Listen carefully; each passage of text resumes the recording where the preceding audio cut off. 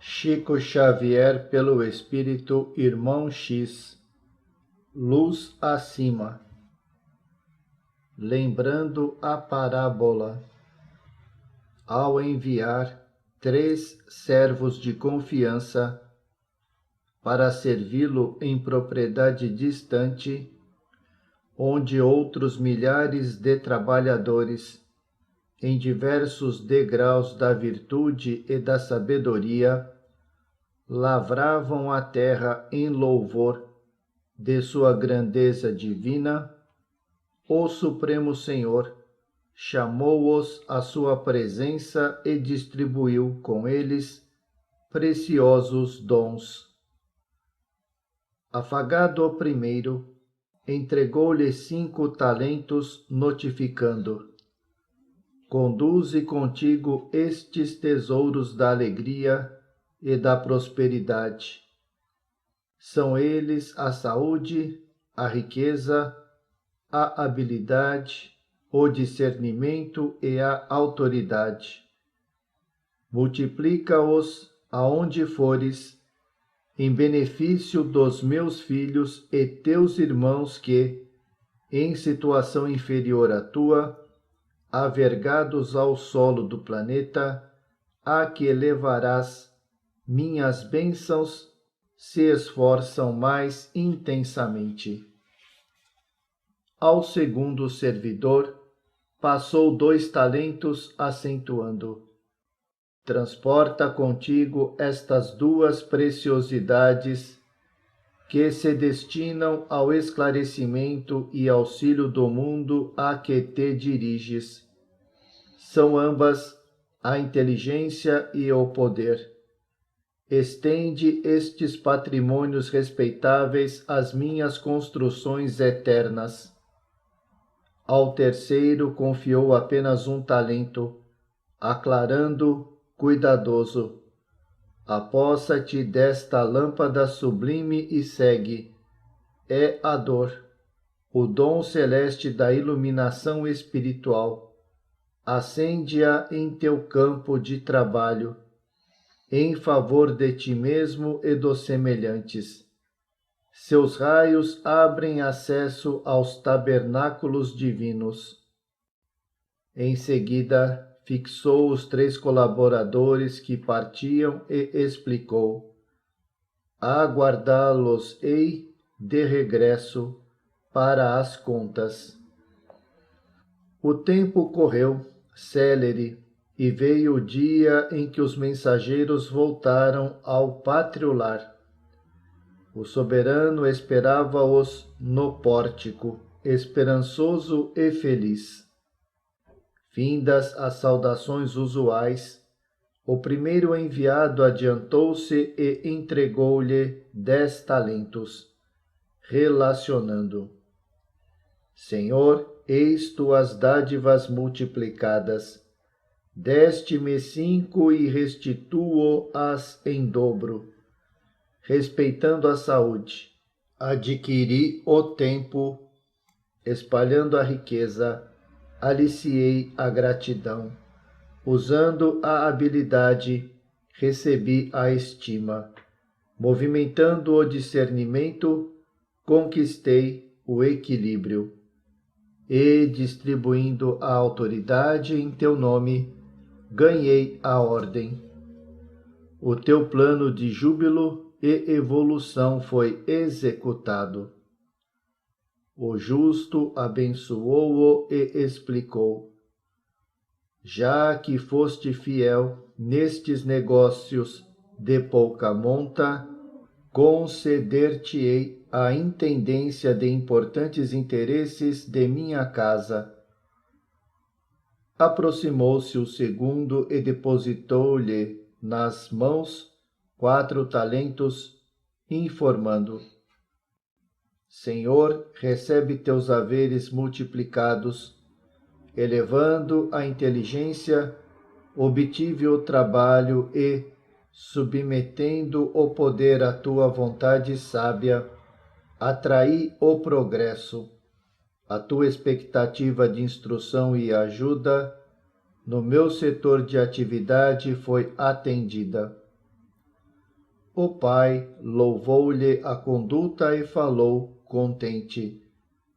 Já que revelaste lealdade no pouco, ser-te-á conferido o muito das grandes tarefas.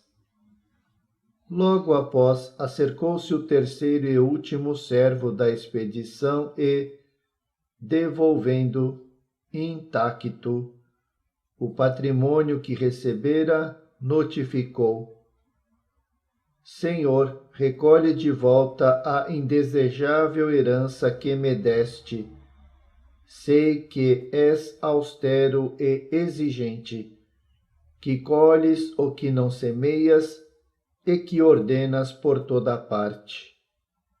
Experimentando enorme dificuldade para aguentar a carga que me puseste nos ombros, e temendo-te o juízo, escondi-a na terra e reponho-a agora em tuas mãos.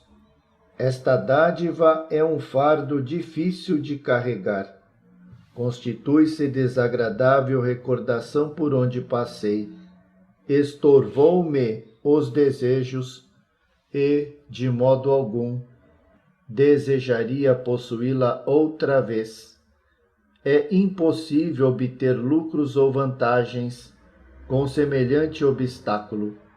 Retoma, pois, teu estranho e insuportável depósito.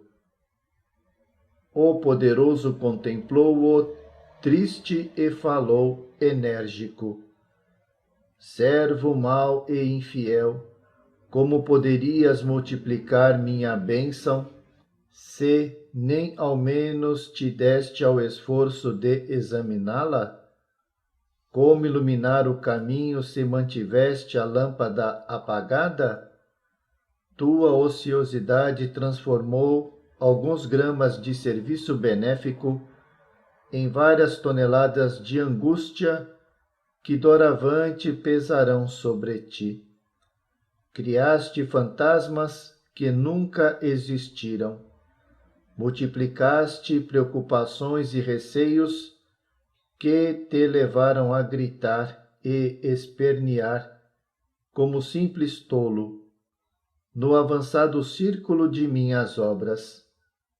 Por fim, atiraste-me o tesouro ao pântano do desespero e da revolta, e vens comentar o temor e o zelo que minha presença te infunde, quando foste tão somente preguiçoso e insensato. A dor era a tua oportunidade sagrada e única de iluminação ao próprio caminho. Para que a tua claridade amparasse os companheiros de luta regenerativa e salutar.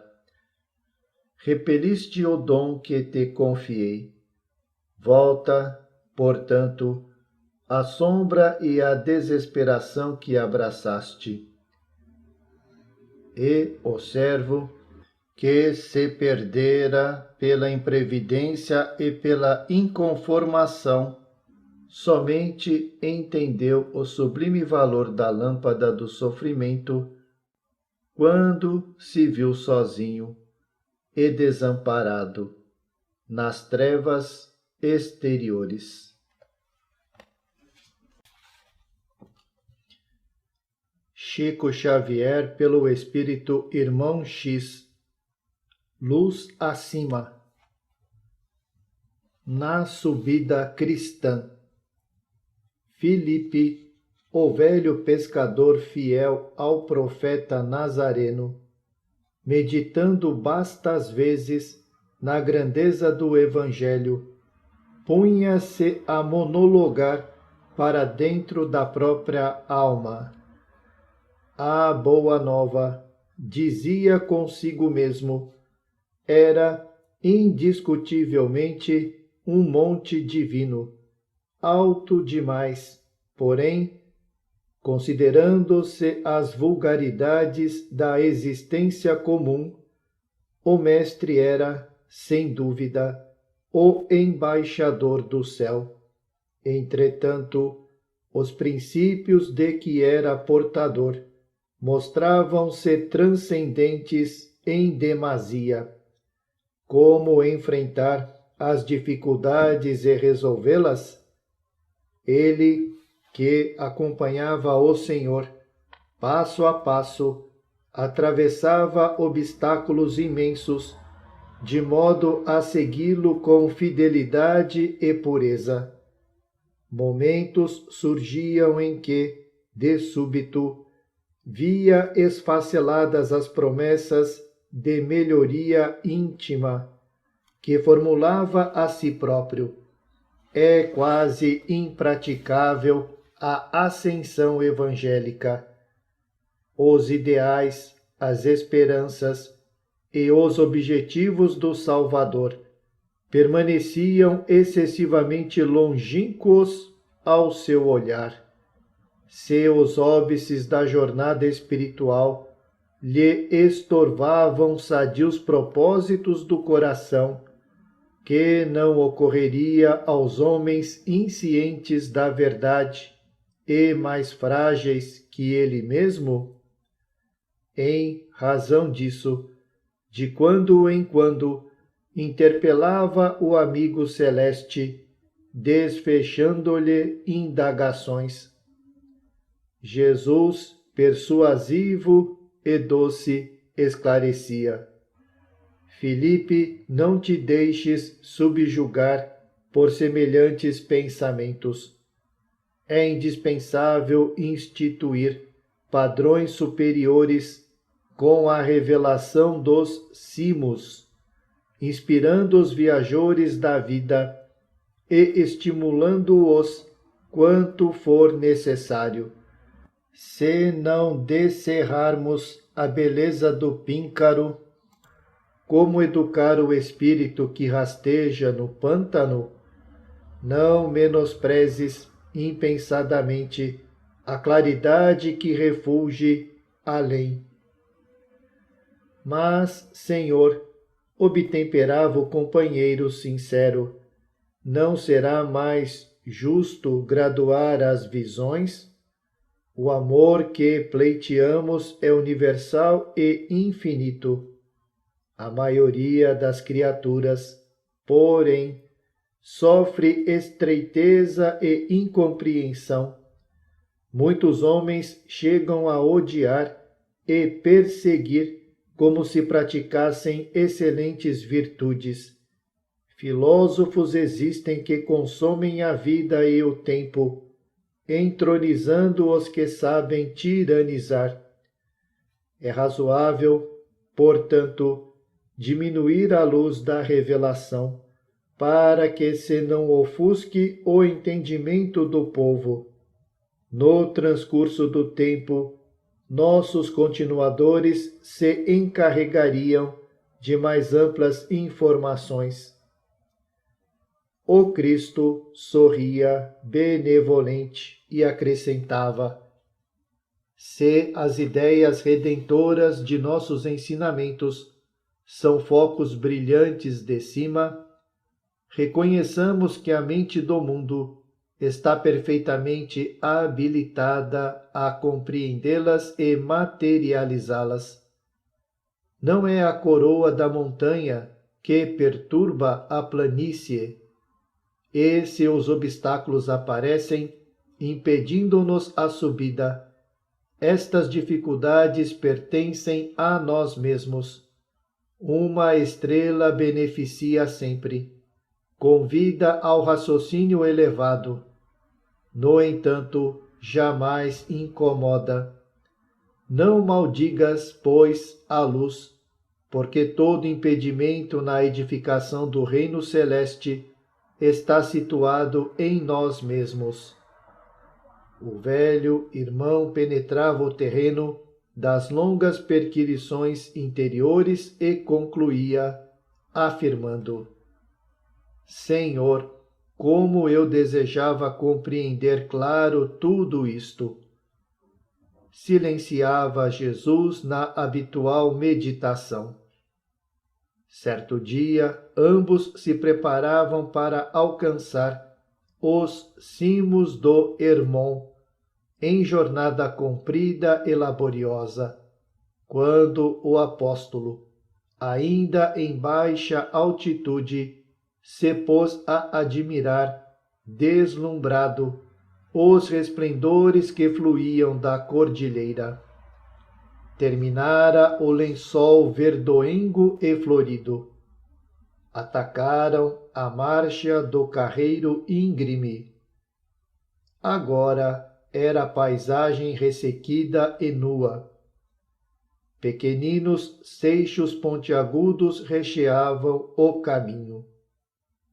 Não obstante subirem devagar, Filipe, de momento a momento, rogava pausa e, suarento e inquieto, sentava-se à margem, a fim de alijar pedras minúsculas que, sorrateiras, lhe penetravam as sandálias.